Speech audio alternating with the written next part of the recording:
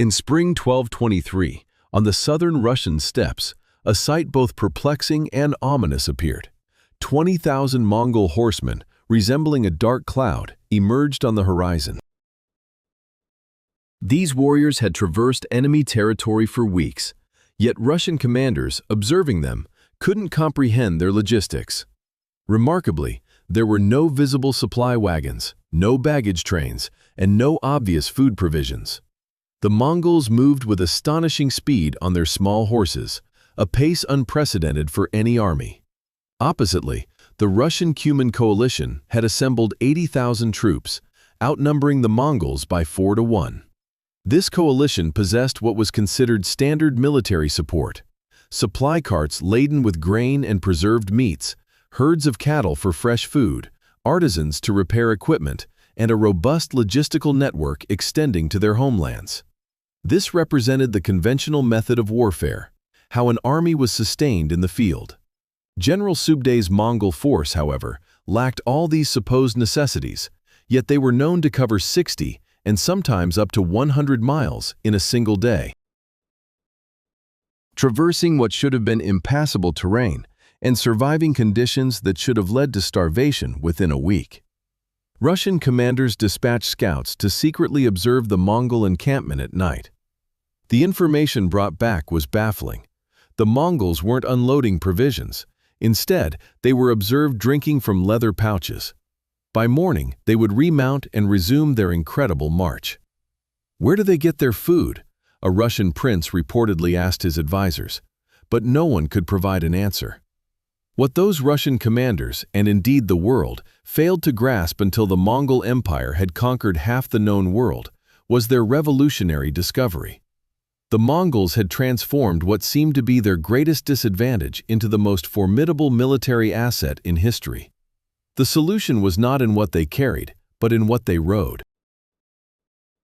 Once this insight is understood, and the drastic redefinition of warfare by the Mongols is appreciated, military logistics will never be viewed the same way again. Let's delve into why the Mongol army required no food supplies during their global conquests. To comprehend the perceived impossibility of the Mongol system, one must understand the operational norms of every other army in the 13th century. By contemporary standards, the Mongol approach was considered utterly nonsensical. European armies, for example, resembled snails, carrying everything they owned. A typical force of 10,000 men demanded hundreds of supply wagons. Each wagon, pulled by oxen or horses, required 20 pounds of grain daily. This meant grain for the soldiers, grain for the animals transporting the grain, fodder for cavalry horses, spare wheels, blacksmiths, bakers, and butchers. An army was more than just fighting men. It was a mobile city of support staff, often outnumbering the combatants. This system adhered to strict, unbending rules. Daily travel was limited to 15 or 20 miles because supply trains couldn't keep pace. Movement was restricted to roads, as wagons couldn't navigate rough terrain. Routes were predictable, necessitating proximity to towns for requisitioning or buying additional supplies. This made armies highly vulnerable. If supply lines were severed by an enemy, the army would collapse within days. The Chinese, in contrast, showcased even greater sophistication. During the Song dynasty, their armies had perfected military logistics, with organized depots, systematic resupply, and rice shipments coordinated over hundreds of miles. They could deploy vast armies and sustain them through meticulous planning and extensive infrastructure. This was an impressive, intricate system, a hallmark of an advanced civilization, and it was founded on one core belief: an army fights on its stomach. This adage, later attributed to Napoleon 5 centuries later, encapsulated a universal truth of the medieval world: logistics equaled civilization, and supply lines signified power. The more advanced the supply system, the more potent the military. Then came the Mongols, nomadic herders from the steppes north of China. They possessed no cities, no agriculture, and no fixed infrastructure. Their way of life appeared primitive, to quote one observer. They resided in felt tents that could be loaded onto carts. They migrated with the seasons, following grazing lands for their herds. Their diet included fermented mare's milk, and, according to horrified visitor accounts, they even consumed their horses' blood in times of hardship. When Mongol envoys first appeared in Chinese and Middle Eastern courts, the sophisticated diplomats of these empires saw precisely what they anticipated: barbarians. They recognized them as formidable fighters, certainly dangerous raiders, but ultimately limited by their primitive existence. The prevailing belief was that while they could strike quickly and retreat into the steppes, they couldn't sustain prolonged campaigns, besiege cities, or project power over vast distances. Military strategists in Europe, when they deigned to study the Mongols, perceived similar limits. The small stature of Mongol horses seemed underwhelming compared to the formidable war horses of Europe. Furthermore, the Mongols appeared to lack any discernible supply chain, seemingly subsisting on minimal resources. The unanimous judgment among all military specialists, spanning from Parisian scholars to Baghdad's tacticians, was unequivocal. The Mongols, while adept at raiding, purportedly lacked the necessary logistical prowess for sustained military campaigns. They were predicted to face starvation immediately upon departing the steppes' grasslands. Their rudimentary way of life was considered a fundamental flaw that would invariably restrict their military capabilities. This shared conviction endured until the Mongols went on to forge the largest contiguous land empire in human history. It turned out that virtually every military expert worldwide was catastrophically and spectacularly mistaken. The crucial detail that eluded everyone was this: when the Mongols embarked on their global conquests, their military endeavors were constrained by a solitary factor. This was not food, water, or supplies, but rather grass. While this might seem preposterous, grass, it actually holds the key to understanding everything. Consider why European and Chinese armies moved sluggishly. The soldiers themselves weren't the impediment. They could cover 30 miles daily if necessary. The primary factor hindering these armies was the arduous task of feeding their horses. A war horse typically required 20 to 30 pounds of grain per day, not grass, but grain, specifically oats, barley, or prepared fodder. This grain demanded cultivation, harvesting, storage, transportation, and careful distribution. Essentially, the entire cumbersome apparatus of medieval logistics largely existed to provision these horses. Mongol horses, however, were intrinsically and biologically distinct. They were not the colossal destriers of European knights, nor the finely bred steeds of Chinese cavalry. Mongolian horses were compact, perhaps 14 hands tall at the shoulder, sturdily built with thick coats. To refined eyes, they resembled mere ponies, almost comically undersized. Yet, these animals had evolved over millennia on the Central Asian steppe, acquiring capabilities that rendered them the most potent military mounts ever known. A Mongolian horse could thrive entirely on grass, any grass it could find, not specialized varieties or cultivated fodder. This included grass buried under snow, which they would unearth with their hoofs. These horses lived outdoors year-round, enduring temperatures from -40 degrees Celsius in winter to 30 degrees Celsius in summer. They required no stables, no grain, and no human tending whatsoever. Can you grasp the profound implications of this? How it fundamentally altered everything. A European army had to transport its horse feed or remain close to supply sources, thus establishing a supply line, a logistical tail, and a predictable route. A Mongol army, conversely, only needed grassland, which constituted approximately 1/5 of Earth's land surface, forming a nearly continuous band from Hungary to Korea. The Mongol Empire's foundation wasn't roads or depots, it was grass.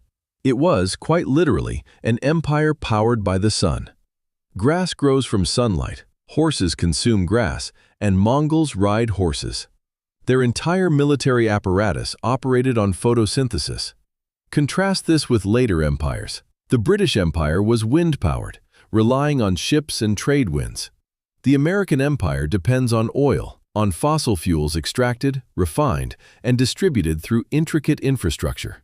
The Mongols needed none of this. Their energy source propagated naturally wherever they went. Yet, here is where it becomes truly captivating. This system had a limitation that, paradoxically, made the Mongols even more formidable.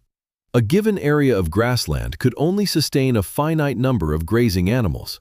Even the fertile steppes would be depleted if 100,000 horses attempted to graze in a single location. This necessitated that Mongol armies disperse, sometimes across hundreds of miles, breaking into separate columns that foraged independently.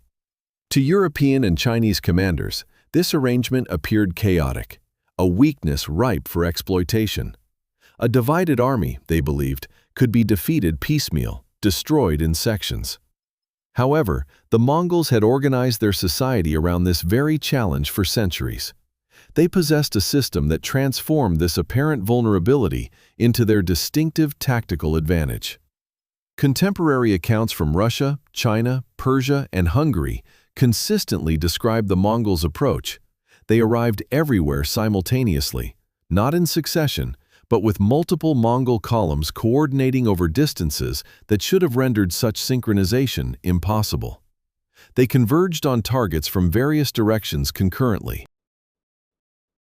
In 1241, Mongol forces engaged Hungarians and Poles in Eastern Europe, while concurrently prosecuting campaigns against Korea on the opposite side of Asia. The same military strategy was effectively deployed across 5,000 miles, all made possible by the grass. The necessity to spread out for vast pastures turned out to be a devastating tactical advantage. The horses themselves, sustained by this abundant grass, were central to the entire system. To truly grasp the workings of the Mongol military, one must first comprehend these remarkable animals. From infancy, Mongol children learned equestrian skills, not as a figure of speech, but as a literal truth. By the tender age of 3, a child was fastened firmly onto a horse's saddle to prevent falling, and the horse would be gently led around the encampment. This early practice instilled balance, familiarized them with the horse's gait, and normalized horseback riding as much as walking. The bindings were removed by age 5, allowing the child to ride unassisted. At this age, they also received their own bow. Approaching adolescence, they could ride continuously for days, sleeping while mounted, and accurately shoot arrows at a full gallop. This was not specialized military training. It was simply the everyday reality of growing up on the steppes. Every Mongol was an inherent cavalry member from birth, and their horses were extraordinary beings, serving a purpose far greater than mere transport. Each Mongol warrior on campaign typically commanded a retinue of 4 to 6 horses. While some accounts suggest elite units utilized up to 18 horses per man, which appears excessive, a standard of 5 or 6, predominantly mares with a few geldings, was more probable. The warrior would alternate between mounts throughout the day, riding one while the others followed unfettered, switching every few hours to keep the animals vigorous. This strategy enabled them to cover seemingly impossible distances, with 60 miles in a day being commonplace, and 100 miles achievable in urgent situations. In contrast, European knights, weighed down by heavy armor and riding grain-fed warhorses, might only manage 20 miles. Mongol cavalry was routinely 3 to 5 times faster. However, speed was merely one component. These horses offered something even more vital: sustenance. The Mongols essentially transformed their horses into mobile food sources. Mare's milk formed the bedrock of this system. An adult mare yields 18 to 29 pints of milk daily, considerably more than a cow. In a society dominated by female horses, a warrior's 5-horse string could collectively produce nearly 15 gallons of milk each day. A challenge arose, however, since Mongols, like most Central Asians, were lactose intolerant. Consuming fresh milk led to digestive distress, so they fermented it. The process was straightforward. Mare's milk was poured into a large leather pouch, traditionally fashioned from horsehide, and hung inside a tent. Everyone entering the tent would give the bag a few stirs with a wooden paddle. This continuous agitation, combined with natural bacteria, fermented the milk over 2 or 3 days, breaking down the lactose. The resulting beverage, sometimes called kumis, was slightly effervescent and mildly alcoholic, becoming the staple drink of the steppes.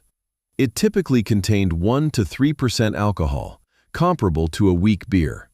Through various distillation methods, this could be concentrated to 6% or higher, producing what the Mongols termed black kumis. Even at lower concentrations, the alcohol content was substantial, given the immense quantities consumed by the Mongols. Historical records consistently portray Mongol drinking habits as prodigious.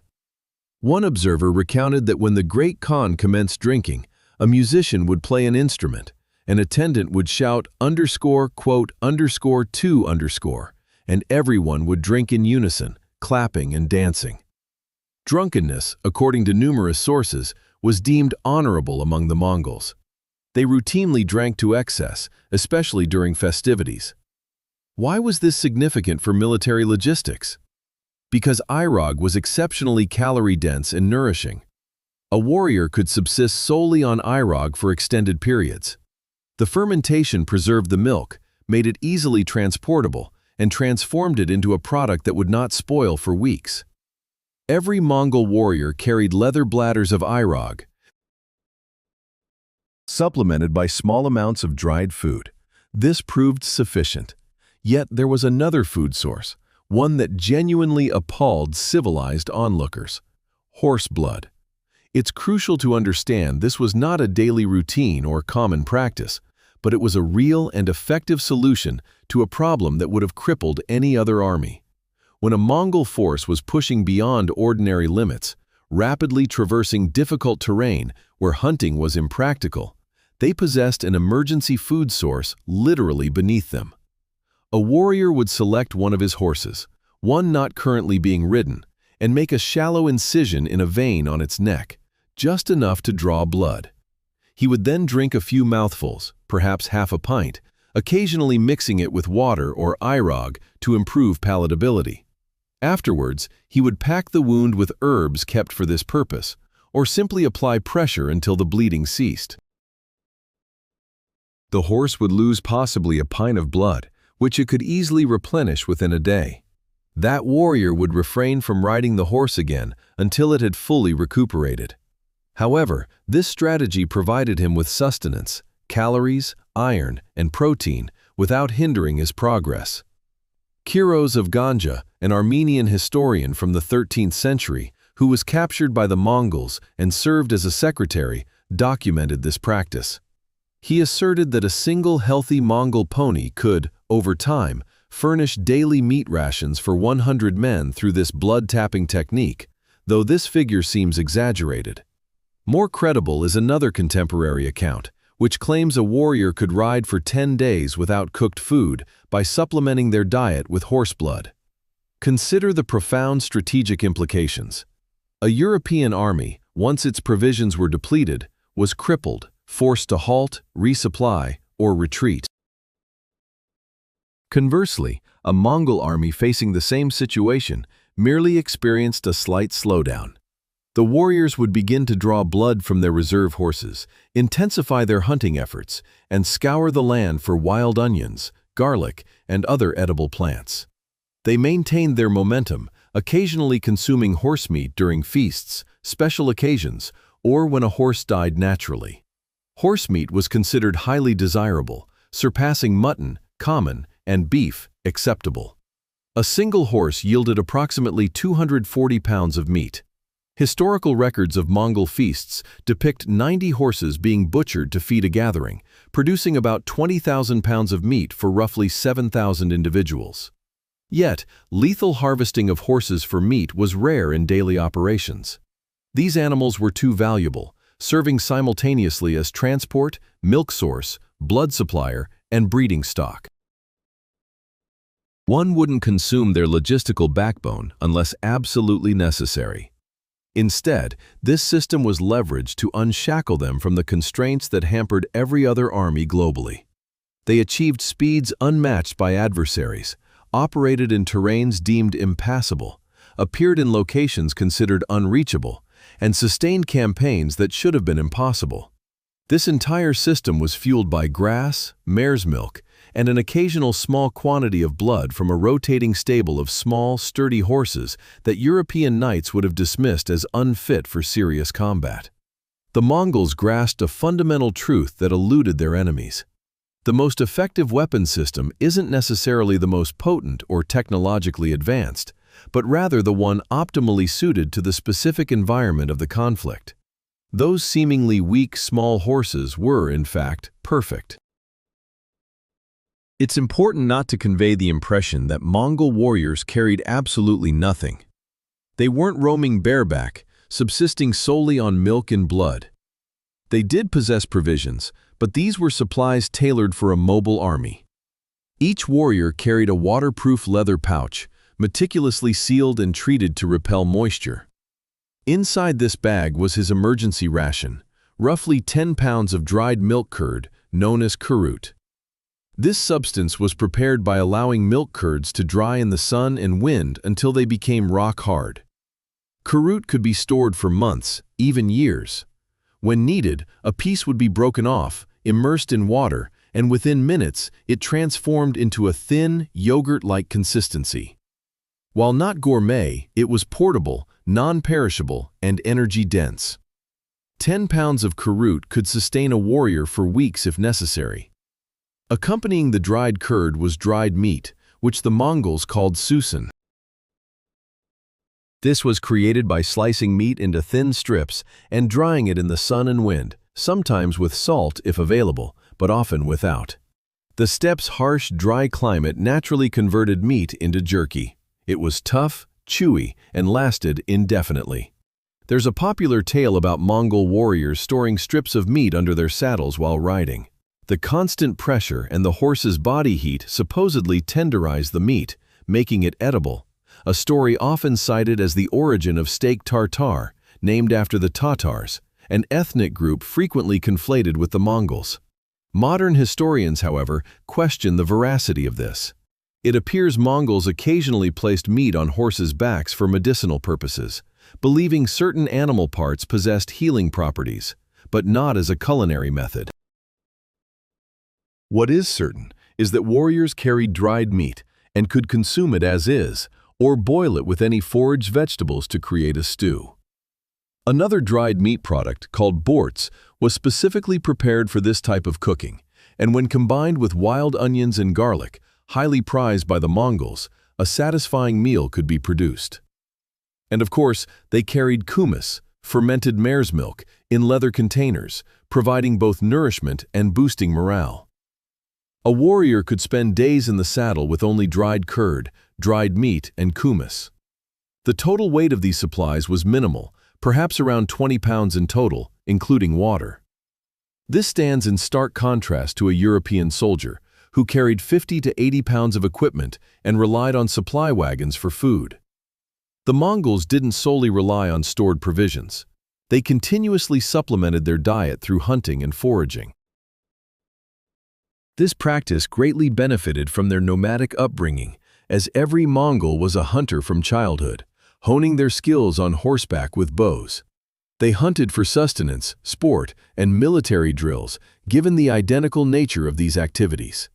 Their prey included wolves, deer, foxes, and marmots, which they referred to as Pharaoh's rats. Marco Polo's chronicles also mention their hunting of birds, and in dire situations, they would even hunt and consume dogs. Hunting was so ingrained in Mongol life that Genghis Khan eventually had to limit it during military campaigns, as warriors were overexerting their horses in pursuit of game when these animals' energy should have been conserved for battle. This illustrates the inherent and automatic nature of hunting for these people. They also engaged in extensive foraging, particularly valuing wild garlic and onions, to the extent that discovering a promising patch would be duly noted and remembered. Their diet included wild pears, bird cherries, mushrooms, various berries, roots, and tubers. Mongol children were taught to identify edible plants as a fundamental aspect of their upbringing, a skill that remained with them as warriors. Crucially, Mongol armies often brought sheep on campaigns, though not in vast herds. Enough sheep accompanied them that each 10-man unit, known as an arban, would have consistent access to milk and occasional meat. These sheep moved with the army, grazed alongside the horses, and served as a renewable food source. Combining these elements reveals their effective system. Warriors carried 3 to 4 weeks of emergency rations in a 20-pound bag. This was augmented by irog from their mares, hunting, foraging, and the sheep accompanying the army. When rapid movement was critical and they were pushed to their limits, they could even draw blood from their horses. The outcome was an army capable of operating for 120 days or more without external supplies, a full 4 months. In contrast, European armies would deplete their provisions in 2 or 3 weeks, necessitating a halt for resupply. This 4-month period of sustained operations, without a supply line, meant they could appear wherever forage was available, outpace communications, and strike swiftly before defenders could assemble. Such extended warfare seemed unimaginable to eyewitnesses. It was all rooted in traveling light, subsisting on the land, and prioritizing mobility and endurance over comfort. The Mongols ate plainly and sparingly by the standards of settled civilizations, yet they maintained a constant intake from a multitude of sources. None of these methods required them to slow down or created vulnerable supply columns for enemies to attack. In a world where other armies were tethered to their logistics, the Mongols had found a way to break free.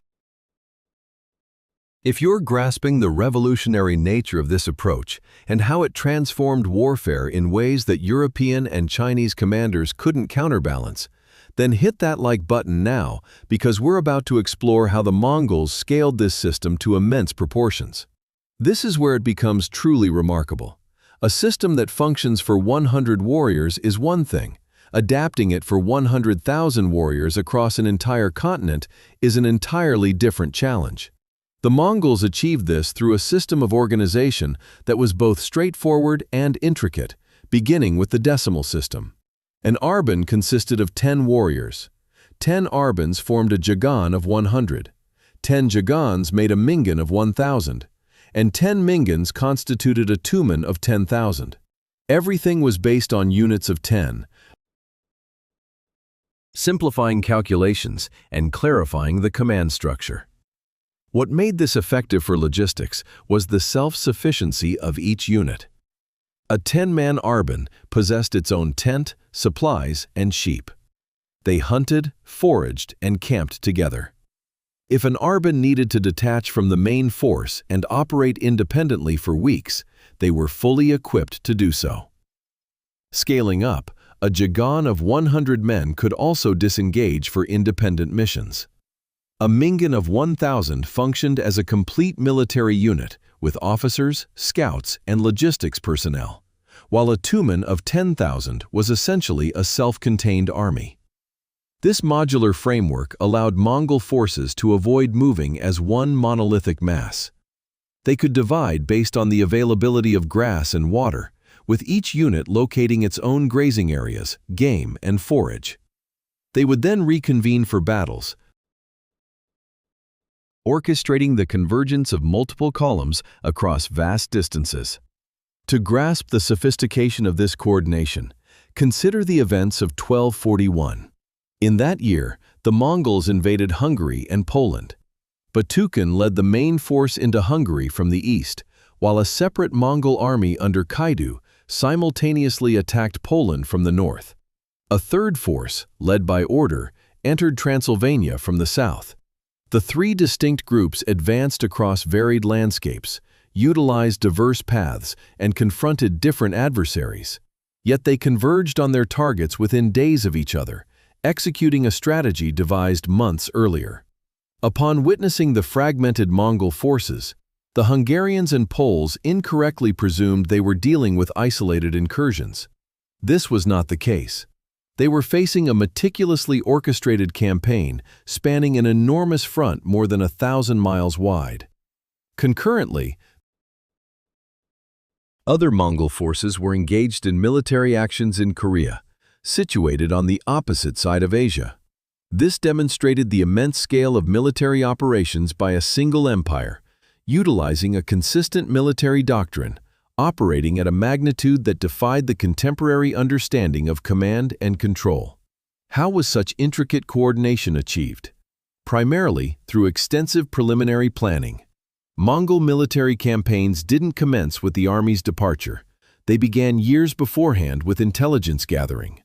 Before each major invasion, the Mongols dispatched intelligence operatives, not just a few for a handful of months, but organized intelligence operations that spanned years. Prior to the European invasion, Mongol agents spent a decade mapping routes, pinpointing river crossings, identifying suitable grazing lands, and evaluating the military capabilities of each kingdom. They interviewed merchants who traversed these regions and interrogated captured soldiers. This meticulous intelligence gathering resulted in a comprehensive understanding of the terrain and enemy, often surpassing the knowledge European kingdoms possessed about their own territories. When Batu Khan launched his invasion of Hungary, he possessed precise information regarding pasture availability, with agents having confirmed grazing conditions for years. This exemplifies the brilliance of their system. The Mongols didn't conquer land and then strategize about army provisions. Instead, they first determined how to sustain their army, and only then proceeded with conquest. A Hungarian named Master Roger, an eyewitness to the 1241 invasion, recounted how the Mongols initially approached the Carpathian Mountains, Hungary's natural defense, but then strategically retreated 4 or 5 days' distance. Roger explicitly noted their deliberate act of leaving the border regions near Hungary untouched, ensuring fresh and abundant grass for their return. This illustrates a profound level of planning and a comprehensive grasp of logistics, prompting the purposeful preservation of grazing areas for a campaign still weeks away. Another crucial element of their coordination was the YAM system, a network of relay stations strategically placed at regular intervals across Mongol-controlled territories. Each station was equipped with fresh horses, provisions, and messengers. This system allowed messages to travel from Mongolia to Eastern Europe in a matter of weeks, significantly faster than any other communication network in the medieval world. The YAM system enabled Mongol armies, despite being dispersed across hundreds of miles and operating autonomously, to receive orders, submit reports, and synchronize their actions. It served as the communicative backbone that unified the vast, decentralized empire. Crucially, Mongol armies were not dependent on the YAM for their supply needs. This distinction is vital. European armies required open supply lines to avoid starvation, whereas Mongol armies utilized the YAM for information and directional oversight. For provisions, they relied on natural grasslands, their horses, and hunting. Even if the YAM system were compromised, Mongol armies could still function, albeit operating without central coordination.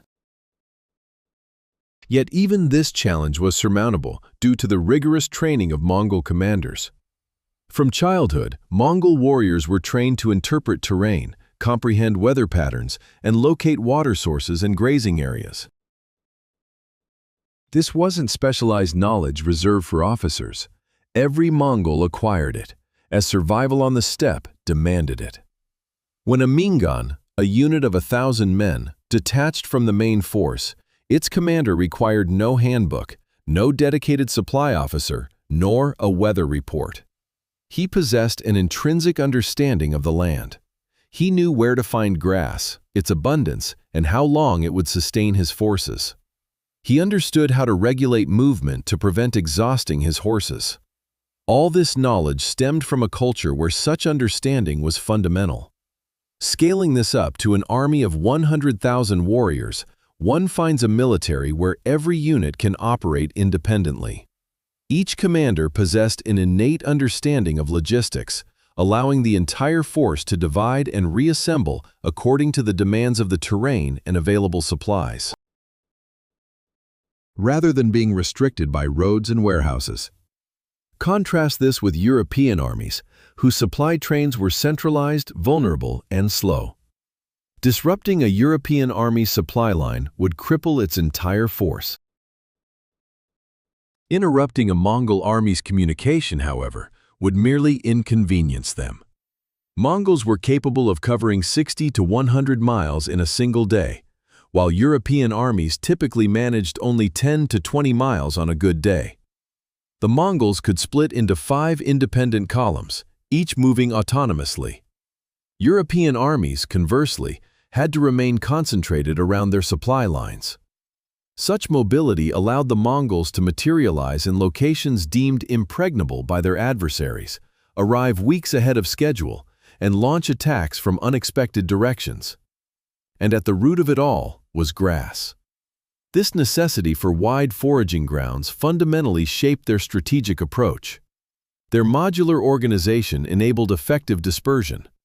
Training from childhood instilled in every warrior the skills needed to execute this system. Furthermore,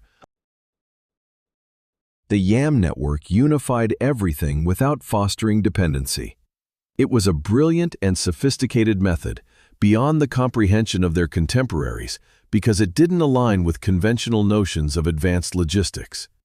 It appeared disorganized, even primitive, yet it was neither. It was flawlessly tailored for mobile warfare across the vastest land empire ever known.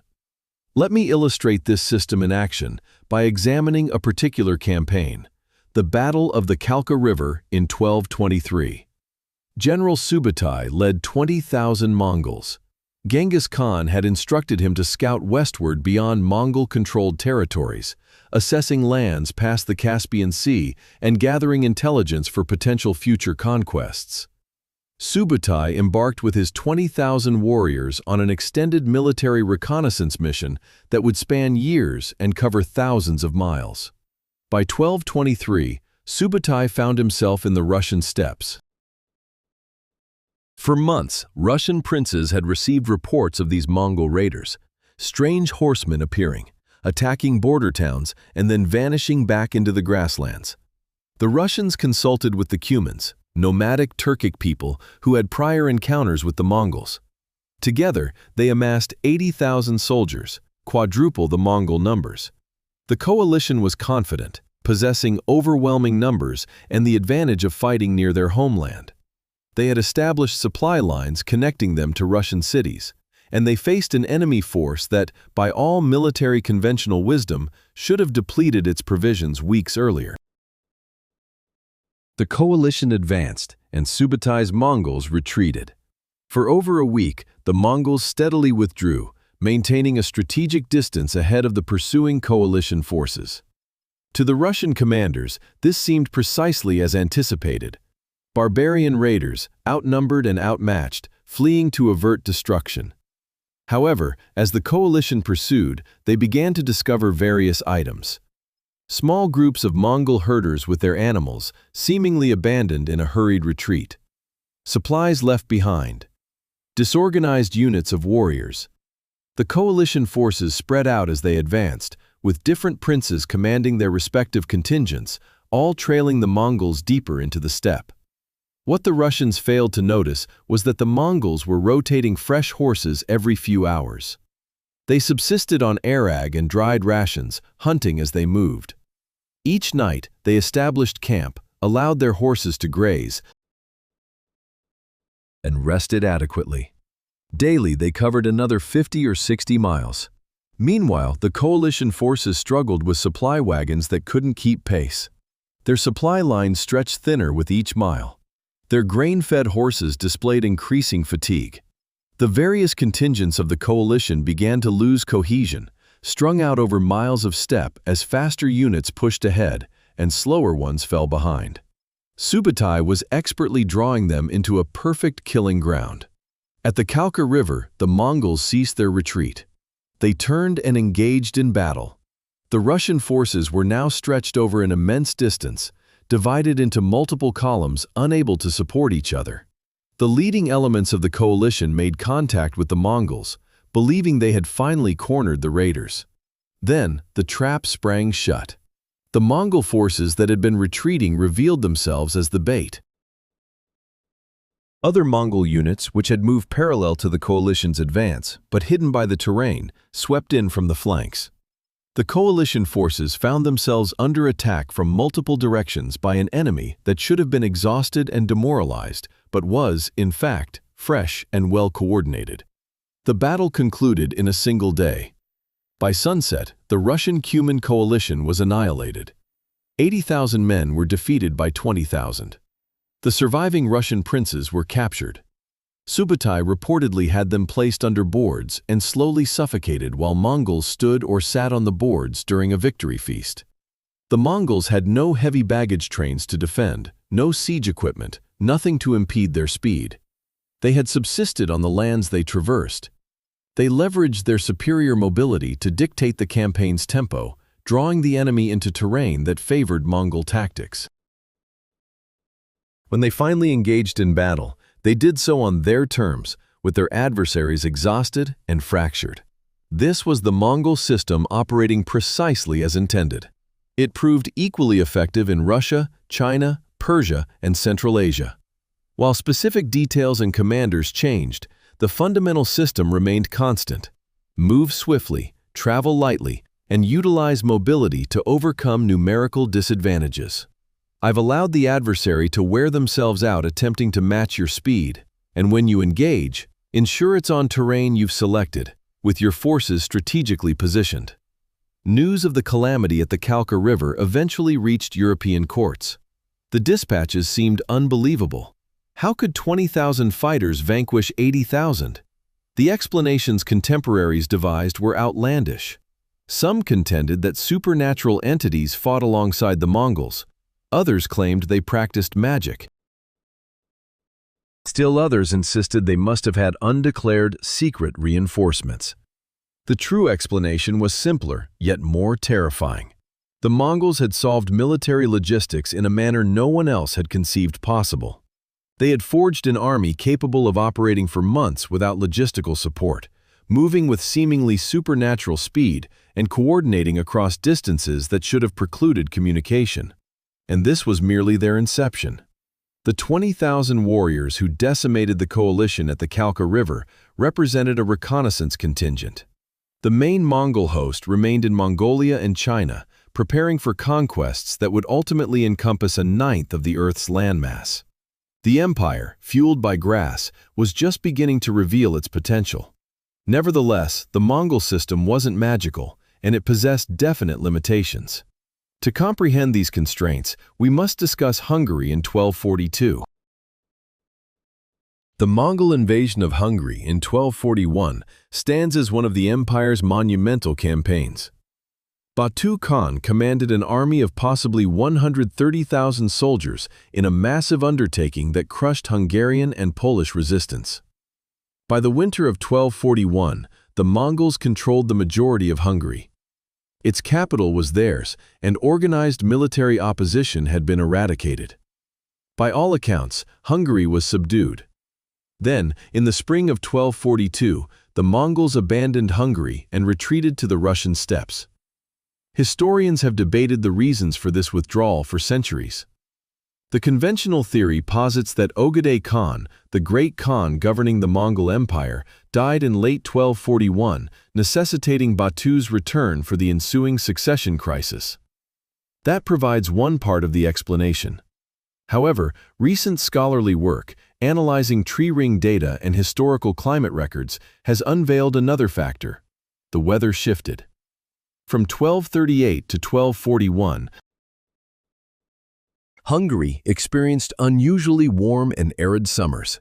This led to an abundance of grass. Mongol horses grazed effortlessly. The vast herds accompanying the army found ample fodder. The entire logistical network functioned without impediment. Then, 1242 brought cold, damp conditions. The winter was severe, and when spring arrived, the thaw transformed the Hungarian plain into a swamp. Grasslands became inundated. Areas previously offering grazing were now wet, muddy terrain where horses struggled to find sustenance. Contemporary accounts observe that in the late spring of 1242, the Mongols were feeding prisoners only meager scraps. If anything, A Hungarian observer reported that famine was spreading even among the Mongol forces. Archaeological and climate data corroborate this. The conditions that had favored the Mongol invasion in 1241 reversed in 1242. Here lies the crucial insight. Mongol sources explicitly state that they did not provide fodder for their horses. They permitted the horses to graze freely on available grasslands. When insufficient grass was present, when the horses could not find adequate grazing, the entire system collapsed. The Mongols' mobility diminished. Their military effectiveness waned, and the advantage that had rendered them invincible disappeared. They withdrew not because they were militarily defeated, but because the environmental conditions no longer sustained their operational paradigm. This uncovers the fundamental restriction. The Mongol military apparatus absolutely depended on grasslands. In regions where grass was plentiful and readily accessible, they were virtually unstoppable. In areas without grass, they were incapacitated. This accounts for their failures in Vietnam. The Mongols invaded Vietnam 3 times, in 1258, 1285, and from 1287 to 1288. All 3 incursions failed. The 3rd invasion culminated in the catastrophe at the Bac Dang River, which you may have heard me mention previously. Why did they fail? Because Vietnam was not steppe land. It was tropical jungle and rice paddies. There was no grassland for the horses. The Mongol cavalry advantage vanished. Their mobility advantage evaporated. They were reduced to fighting as infantry in unfamiliar terrain against an enemy employing guerrilla tactics. The Vietnamese implemented scorched earth policies. They burned their crops and disappeared into the jungle. The Mongols captured Hanoi thrice, finding it deserted each time, much like the Russians found their cities emptied. Yet in Russia, grass existed outside the cities. Mongol horses could graze, and the army could sustain itself. In Vietnam, there was jungle. The horses suffered. The warriors suffered. Disease proliferated. Heat exhaustion was a constant affliction. The 3rd invasion in 1287 to 1288 involved over 100,000 troops, ranking among the largest Mongol campaigns ever mounted. Even in defeat, they still succumbed at Bac Dang River to submerged wooden stakes in a tidal waterway. However, their strategic loss was predetermined the moment they ventured into territories that nullified their logistical strengths. Japan presented a similar challenge. The Mongols launched 2 attempted invasions of Japan in 1274 and 1281, both employing vast fleets laden with Mongol and Chinese forces. Both endeavors ended in catastrophe. The fundamental issue was the inability to transport enough horses by sea. Even if feasible, where would these animals graze on islands predominantly covered by rice paddies and dense forests? The formidable Mongol cavalry system, which had proven unstoppable in continental warfare, proved incompatible with naval invasions. When typhoons ultimately shattered these invasion fleets, it offered a degree of relief. The campaigns had already been faltering due to logistical breakdowns. This aspect is crucial for understanding that the Mongols weren't inherently invincible, but rather exquisitely adapted to steppe warfare. Their operational model excelled within the grassland corridor stretching from Hungary to Korea, yet it encountered severe limitations imposed by geography and climate. A clear pattern emerges. Wherever grass was plentiful, the Mongols triumphed. Where it was scarce or inaccessible, they faced immense difficulty or failed outright. The Gobi Desert, dense forests, and jungles all acted as formidable barriers. Mountains were manageable only if high-altitude meadows provided grazing. The ocean, however, was an insurmountable obstacle. Even their successes had inherent boundaries. After conquering China and establishing the Yuan dynasty, sustaining this empire necessitated an embrace of sedentary life. Kublai Khan, governing from Beijing, found it prudent to maintain an extensive hunting reserve with grasslands near his capital. This was specifically to ensure the Mongol elite preserved their riding prowess, underscoring the profound importance of grass and horses to Mongol identity. The empire eventually fractured, in part because governing settled agricultural societies demanded a different skill set and administrative framework than conquering vast grasslands. The logistical supremacy that rendered the Mongols unstoppable in conquest became irrelevant in governance. None of this diminishes their achievements. It merely illustrates that their success stemmed from a highly specific system tailored to particular conditions. Grasping these limitations helps us comprehend why their system was so remarkably effective within those boundaries. The Mongols forged the largest continuous land empire in history, not by sidestepping their constraints, but by perfectly understanding them and constructing a military apparatus that transformed these very constraints into advantages. Let's revisit our starting point. Imagine you are one of those Russian commanders in 1223, observing the Mongols and desperately trying to ascertain their food sources. Ponder the perspective of Chinese, Persian, and European observers who viewed these nomadic herders and dismissed them as primitive. Every single characteristic that these observers ridiculed turned out to be precisely the reason for Mongol victory. They mocked the Mongols for drinking horse blood like savages. Yet this practice meant a Mongol force could operate for 10 days in terrain where any other army would face starvation.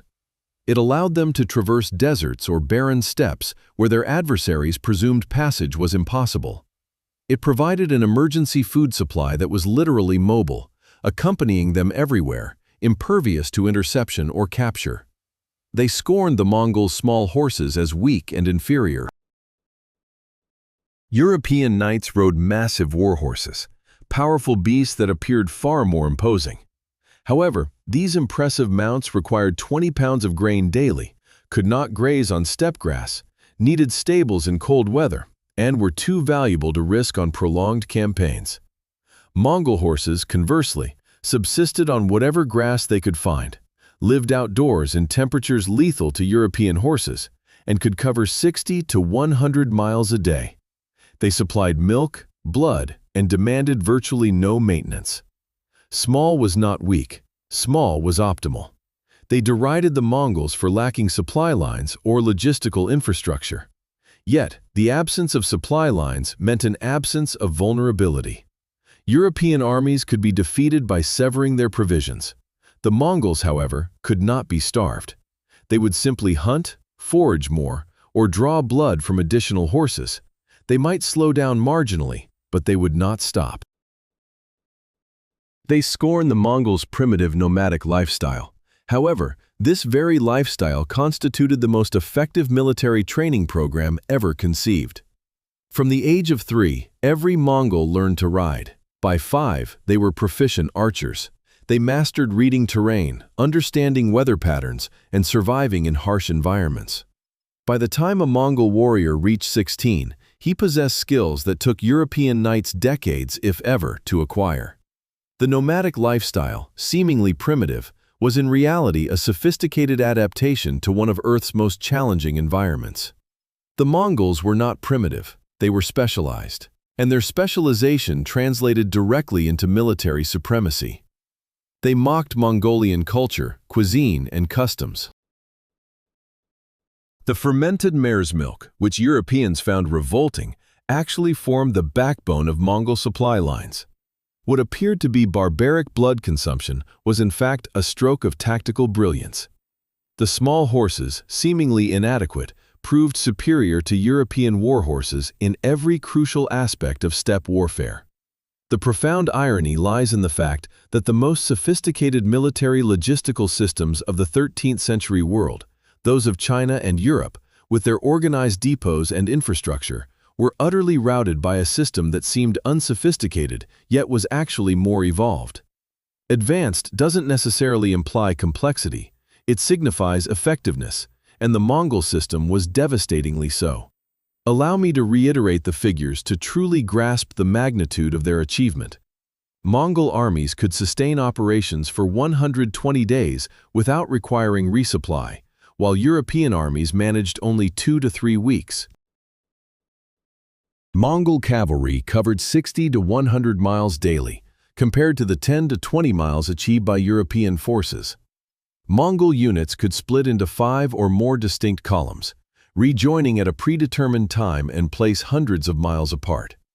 European armies, conversely, had to move as a single, concentrated entity. The Mongols forged an empire spanning 9 million square miles, establishing the largest contiguous land empire in recorded history.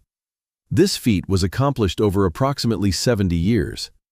They confronted nearly every major military power of their era and vanquished almost all of them. All this was achieved by subsisting on horse blood and fermented mare's milk, riding small horses across grasslands, a diet Europeans considered fit only for savages. The _5_world, with its agriculture, cities, and intricate logistics, was conquered by nomads who appeared to possess nothing, yet, in reality, possessed everything. They had exceptional mobility, unparalleled endurance, and a profound ability to adapt to their environment. They had a system that simply worked. Occasionally, the esteemed experts are mistaken. Sometimes, deeply ingrained conventional wisdom proves catastrophically flawed. There are instances where those dismissed as primitive actually operate with a level of sophistication the _6_ cannot even comprehend. The Mongols emphatically demonstrated this truth. They emerged from the steppe on horses that consumed grass, carrying minimal supplies, and proceeded to dismantle every empire they encountered. Their success wasn't due to superior technology or overwhelming numbers, but rather a profound understanding of what genuinely mattered in warfare. Napoleon, 5 centuries later, would famously declare that an army marches on its stomach. The Mongols, however, proved that an army marches on grass, sustains itself on horse milk, and is fueled by an unyielding determination to keep moving. If you found this narrative as compelling as I did, if you're beginning to view history from a different perspective, then I urge you to take immediate action. Please hit that subscribe button, as I have numerous other stories like this one, tales of individuals who triumphed by disregarding conventional wisdom, by transforming perceived weaknesses into formidable advantages, and by understanding their environment with an insight previously deemed impossible. This story transcends the Mongols themselves. It's about re-evaluating our perceptions of capabilities, limitations, and what constitutes advanced or primitive. The military strategists of the 13th century universally concurred on the bedrock principles of logistics, the necessity of supply lines, infrastructure, and organized resupply. These were not mere opinions, they were established facts, corroborated by centuries of military history. Then the Mongols arrived and proved all those facts to be situational. Or, more accurately, they were only facts within a specific operational context. Alter the context, shift the environment, and the facts themselves transform. European logistics functioned superbly for European warfare, armies clashing over agricultural lands, besieging fortifications, and navigating established routes. Chinese logistics were impeccably suited for defending their settled empire. However, neither system could adapt to the demands of steppe warfare, where expansive grasslands replaced established roads and relentless mobility superseded static infrastructure. The Mongols weren't inherently smarter than Europeans or Chinese. They were simply adapted differently. And that adaptation, which initially appeared to be a vulnerability from an external viewpoint, proved to be an overwhelming advantage in the environments where they operated. This pattern frequently reappears throughout history. The seemingly primitive solution often outperforms the supposedly sophisticated one. Not universally, not in every scenario, but under the right conditions, simplicity often triumphs over complexity. Adaptation frequently surpasses innovation, and a deep understanding of one's environment often proves more effective than imposing preconceived expectations upon it. Consider contemporary parallels. Nimble small companies often outmaneuver colossal corporations. Guerrilla marketing campaigns frequently reach audiences that ignore conventional advertising. Remote work demonstrated a level of efficiency many considered impossible, primarily by eliminating the commute infrastructure previously deemed indispensable. The fundamental lesson imparted by the Mongols in the 13th century remains acutely pertinent today. Your perceived limitations can become strengths if you interpret them correctly. Your weaknesses might be your greatest assets in the right context. And conventional wisdom, as history repeatedly demonstrates, can be spectacularly misguided. In 1223, Russian forces encountered the Mongols, perceiving them as an undersupplied army destined for swift starvation. Their conventional military foresight predicted the Mongols' imminent demise. Conversely, the Mongols surveyed the identical landscape and perceived abundant forage, vast equestrian resources, and unrestricted movement. Their differing foundational assumptions paved the way for them to dominate half the known world. What realities are we misinterpreting currently? Which advantages are we dismissing because they diverge from our established operational models? What seemingly rudimentary approaches are poised to demonstrate their superior efficacy? I lack these answers, yet the underlying pattern is clear. This pattern indicates that, at this very moment, an individual or group is being undervalued due to their unconventional methods, their seemingly unsophisticated system, or their departure from accepted norms. And just as with the Mongols, we likely won't recognize their true impact until it's too late to intervene. Let's revisit that spring morning in 1223, when Russian commanders observed 20,000 Mongols emerge on the horizon without any discernible provisions. Where is their sustenance? They pondered. The answer was omnipresent. In the grass consumed by their horses, in the milk those horses produced, in the blood they could extract if necessary, in the game they could hunt, in the dried rations carried by each warrior, and in the intricate system honed over centuries of nomadic existence. The Mongols didn't adhere to the Russian understanding of army provisions. They redefined the very concept of military supply. While traditional armies transported supplies or received them from rear echelons, the Mongol army itself functioned as the supply chain. Horses, beyond providing transport, served as a food source. Warriors, in addition to fighting, engaged in hunting and foraging. Their nomadic lifestyle, which appeared primitive, was in fact the most sophisticated military logistical system ever devised. This clarifies our inquiry. Why did the Mongol army seemingly operate without a need for food supplies during their global conquests? They absolutely required provisions, but they obtained them from sources that others had overlooked. They transmuted their way of life into their method of warfare, transforming their perceived vulnerability into their greatest tactical advantage. Their profound understanding of their surroundings enabled them to thrive where other armies would falter. Their empire, fueled by grass, operated on photosynthesis, fermented mare's milk, and, when necessary, a measure of horse blood. It sounds improbable, as if it shouldn't have worked. Yet, it led to the conquest of 9 million square miles and fundamentally altered the trajectory of human history.